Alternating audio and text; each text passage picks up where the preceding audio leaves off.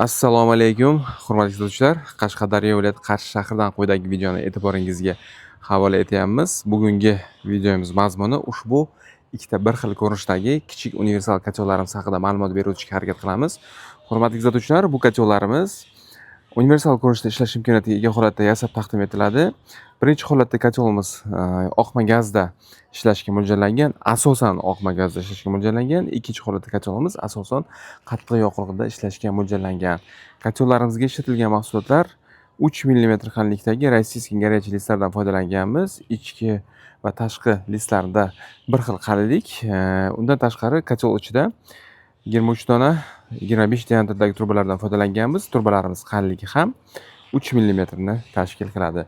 Kacholning tashqi ko'rinish borasida ma'lumot berayotgan bo'lsak, ko'rib turganimizdek, kacholda asosiy ko'mirxona eshigi germetichniy uslubda yopiladi, ya'ni 2 qavatdan iborat azimistli shurumlar bilan jihozlangan.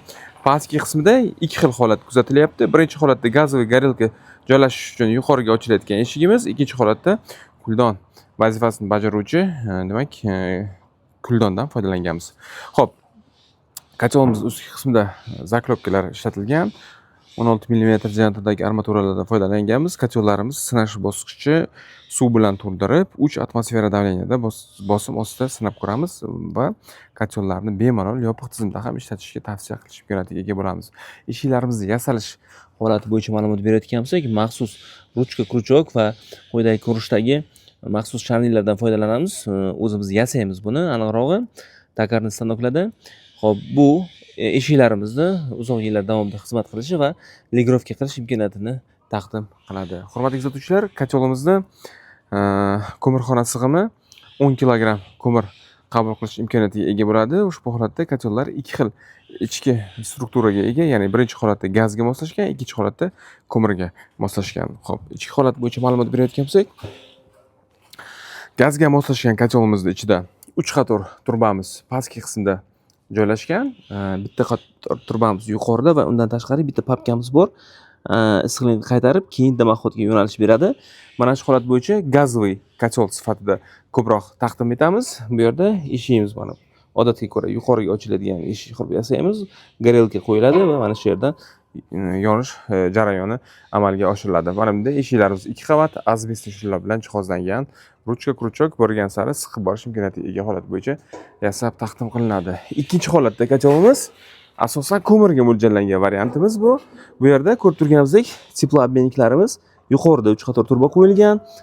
Ichki holat bo'yicha mana bitta papka, pastda esa klassik vazifasini bajaruvchi bir qator turbamiz terilgan. Ya'niki aynan gazli holatda taqdim etayotgan kacholimizni ro'parasi teskari holat bo'yicha terilgan teploobmenniklarni asosida taqdim qilingan.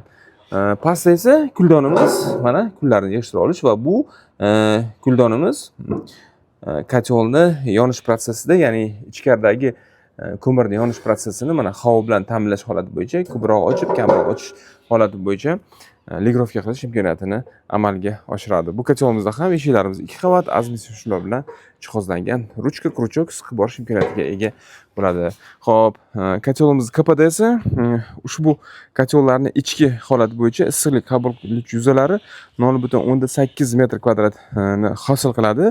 Kachol sozlikdagi formulalarga asoslanib, demak, bu kachollarimizni kilovati o'rtacha 10 kilovatni hosil qiladi, ya'ni gazli holat bo'yicha 100 metr kvadrat joyni qizdirish imkoniyatiga ega deb tavsiya qilsak bo'ladi.